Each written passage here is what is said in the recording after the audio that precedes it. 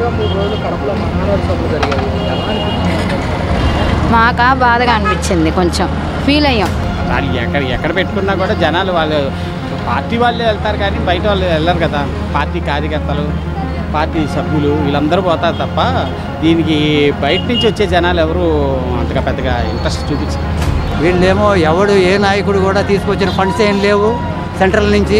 వీళ్ళు ఏం చేయగలుగుతారో ఆయన ఏం చేయలేడని వీళ్ళు అంటారు. వీడు చేయలేదు, వాడి మీద వీడి మీద వాడు చెప్పుకోవడంగానే ఉంది కానీ ఎవడు కూడా ప్రజల గురించి ఆలోచించేవాళ్ళు లేరు.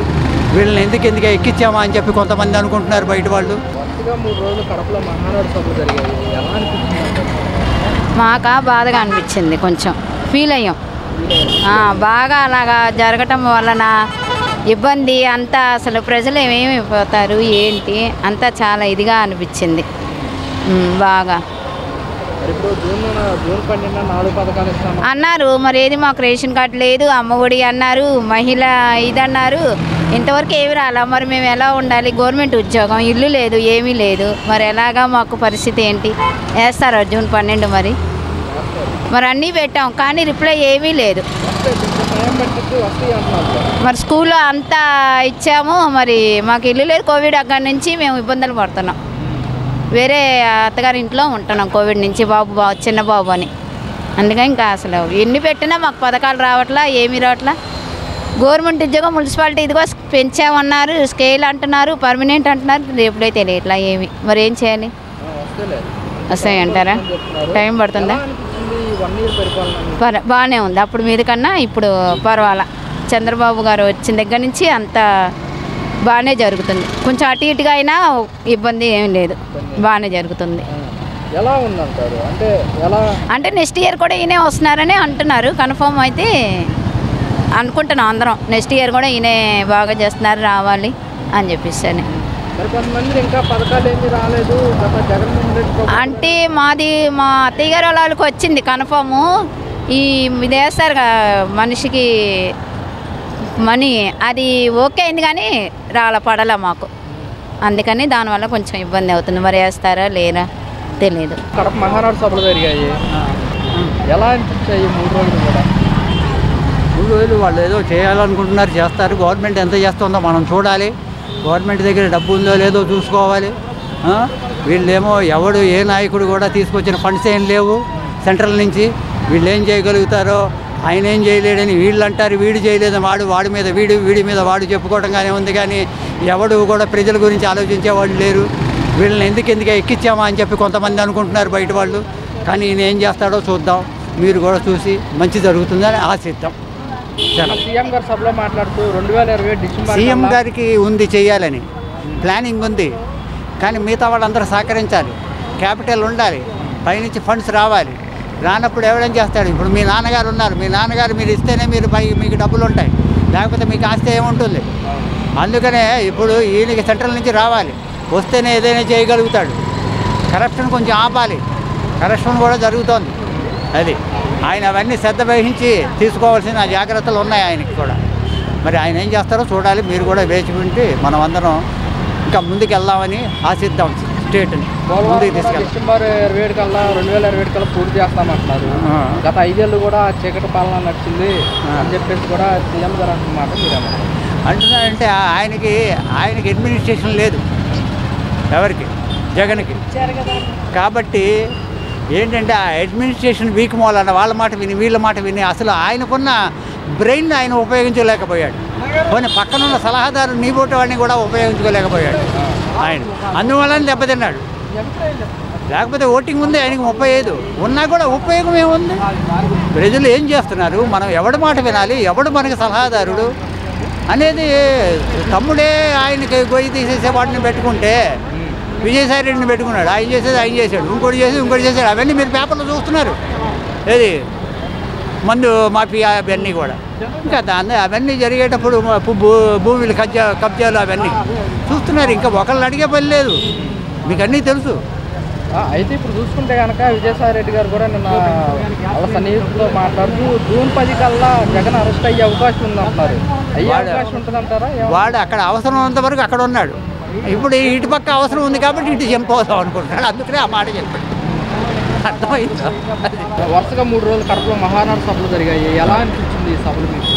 కొద్దిగా బాగానే జరిగిందండి కడపలోనే. మరి మిగిలిన చోట్ల ఎక్కడ కానీ ఇక్కడ మాత్రం చాలా బాగా జరిగింది. అంతా కూడా బాగానే ఉంది. అదే సభలో సీఎం గారు మాట్లాడుతూ డిసెంబర్ 2027 కల్లా పోలవరం ప్రాజెక్టు పూర్తి చేస్తామంటున్నారు. ఎలా అనిపించింది? మామూలుగా ఈ ప్రభుత్వంలో మాత్రం అన్ని పనులు కూడా చక్కగా జరుగుతున్నాయి. పోలవరం కూడా వాళ్ళు అన్నట్లుగా పూర్తి చేస్తారని చెప్పేసి నమ్మకం అనేది ఉన్నది. ప్రజలు కూడా నమ్మకంతో ఉన్నారు. అది కూడా పోలవరం అనేది కూడా ప్రభుత్వంలో అంటే పూర్వం ప్రభుత్వం ఉండేటట్లు గత ప్రభుత్వంలో రోడ్లు కూడా సరిగ్గా ఉండేవి కాదు. ఇప్పుడు రోడ్లు కూడా బాగానే ఉన్నాయి. మరి వీళ్ళు పోలవరం కూడా పూర్తి చేస్తామంటున్నారు. మరి అప్పుల్లో ఉన్నది కాబట్టి కొద్దిగా అది కూడా ఫైనాన్షియల్గా చూసుకొని అది కూడా కంప్లీట్ చేస్తారని భావిస్తున్నాం. సంక్షేమ ప్లస్ అభివృద్ధి కూడా చూసుకోవాలి అని చెప్పి కూడా సీఎం గారు అంటున్నారు. అవును, పథకాలు ఇవ్వడం కొంచెం లేట్ అయినా కానీ అభివృద్ధి సంక్షేమం 2 ఇస్తామని చెప్పి. అవునండి, ఎలా అది మాత్రం కరెక్టేనండి. సంక్షేమ పథకాలు అనేవి కూడా పెడితే బాగుంటాయి. సంక్షేమ పథకాలు అంటే ఉచిత విద్య, వైద్య, ఆరోగ్యం వీటి మీద పెడితే బాగుంటుంది. సంక్షేమం ఉచితాలు అనేవి ఇచ్చి అందరినీ సోమరిపోతులా తయారు చేసే బదులు ఇటువంటి మీద ఫోకస్ చేస్తే బాగుంటుందని మా అభిప్రాయం. గత 5 ఏళ్ళు కూడా అభివృద్ధి చాలా వెనకబడిపోయింది. నా అనుభవంతో రాష్ట్రాన్ని అభివృద్ధి పదంలోకి నడిపిస్తున్నాయని చెప్పేసి సీఎం గారు అంటున్నారు. మీరేం చెప్తారు? ఇతను దీంట్లో అభివృద్ధి పదంలో నడిపించే సత్తా ఉండేటటువంటి నాయకుడు చంద్రబాబు నాయుడు గారు అండి. బాగానే ఉంటుంది, అది చాలా బాగుంది. ఎలా ఉండిపోతుంది అంటారు ఇంకా రాబోయే రోజుల్లో? రాబోయే రోజుల్లో బాగుంటుంది అని చెప్పేసి అనుకుంటున్నాము. ఎందుకంటే పూర్వ పరిస్థితులు బట్టి చూసినట్లయితే ఇతను అభివృద్ధి పదంలో నడిపే సత్తా ఉండేటువంటి నాయకుడిగా ఇతను కనిపిస్తున్నారు. సార్, వరుసగా కడపలో మహానాడు సభలు జరిగాయి 3 రోజులు. సభల గురించి ఏమంటారు? ఎలా అనిపించింది? బాగానే చేశారు వాళ్ళు. వాళ్ళు ఎక్కడ పెట్టుకున్నా కూడా జనాలు వాళ్ళు పార్టీ వాళ్ళే వెళ్తారు కానీ బయట వాళ్ళు వెళ్ళరు కదా. పార్టీ కార్యకర్తలు, పార్టీ సభ్యులు వీళ్ళందరూ పోతారు తప్ప దీనికి బయట నుంచి వచ్చే జనాలు ఎవరు అంతగా పెద్దగా ఇంట్రెస్ట్ చూపించారు. సార్, నిన్న సీఎం గారు సభలో మాట్లాడుతూ 2027 డిసెంబర్ కల్లా పోలవరం ప్రాజెక్టు పూర్తి చేస్తామని కూడా హామీ ఇచ్చారు. అది ఇంపాసిబుల్ అవ్వదు. అది పోలవరం ఇప్పుడే అవ్వదు. ఇంకో 2 గవర్నమెంట్లు వస్తే కానీ అప్పటికి అవ్వదు. పూర్తి చేస్తామని కూడా హామీలు ఎవరైనా ఇస్తారు. హామీలు ఇవ్వటం అంటే ఎవరైనా ఇస్తారు హామీలు. అది అమలు పరచాలి కదా. అందులో ఇప్పుడు 3 కలిపి ఉన్నది కదా గవర్నమెంట్. 3లో ఒకళ్ళు అందరూ సపోర్ట్ చేస్తారని నమ్మకం ఎక్కడ ఉంటుంది మనకి? అంటే మనకి కేంద్రం కూడా సపోర్ట్ ఉంది కదా. కేంద్రం సపోర్ట్ ఉన్నది, వాళ్ళు ఇచ్చేంతవరకు అంతే కదా.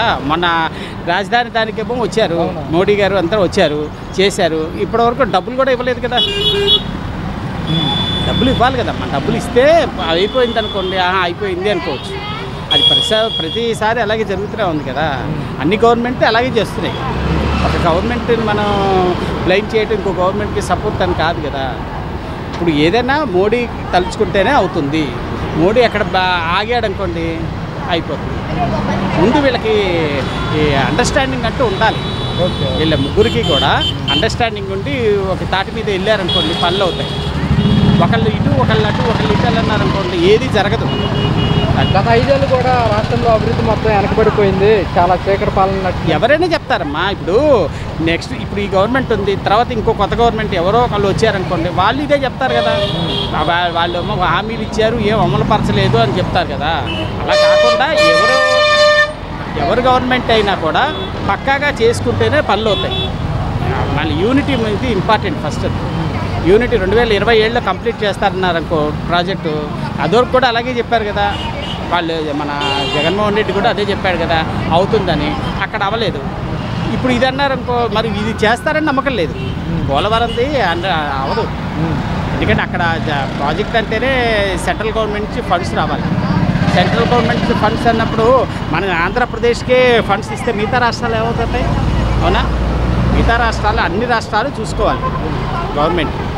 అంతేకాని ఓన్లీ ఆంధ్రప్రదేశ్కి ఒక్కదానికే చేస్తాను మిగతా రాష్ట్రాలు అన్నారనుకోండి ఇబ్బంది అవుతుంది. రేపు తమిళనాడు ఉంటుంది, తమిళనాడు వాళ్ళు ఎలక్షన్స్ వస్తాయి, ఆంధ్రాకే ఇస్తున్నారు, తమిళనాడులో ఊరుకోరు కదా. మాకు ఇవ్వమని అడుగుతారు. అందుకనే వాళ్ళు ఏంటంటే సెంట్రల్ గవర్నమెంట్ పక్కాగా మనకి సపోర్ట్ చేస్తే 100%, 1000% చేస్తేనే పోలవరం ప్రాజెక్టు కంప్లీట్ అవుతుంది. రాజధాని కూడా కంప్లీట్ అవుతుంది. మొన్న మోడీ గారు వచ్చారు, ఏమి ఇవ్వాల. ఇస్తానంటాం వేరు, ఇచ్చిన దారి వేరు కదా. అవునా?